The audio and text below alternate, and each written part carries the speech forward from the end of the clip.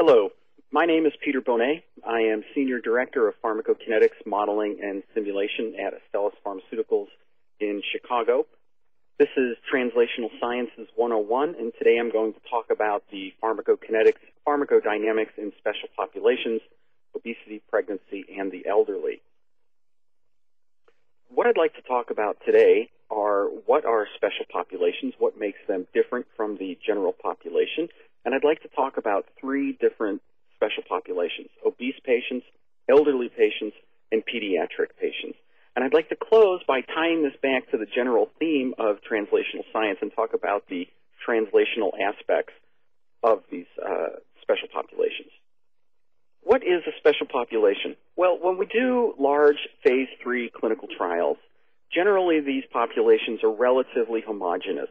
And what I mean by that is they may have the disease of interest, but they are not very narrowly defined, but they are narrowly defined with regards to inclusion-exclusion criterion.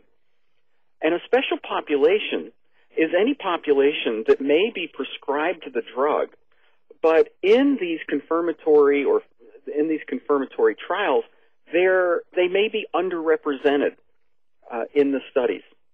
And so this consequently has important implications with regards to dosing, because in these special populations, the risk-to-benefit ratio may be different compared to the general population that was studied.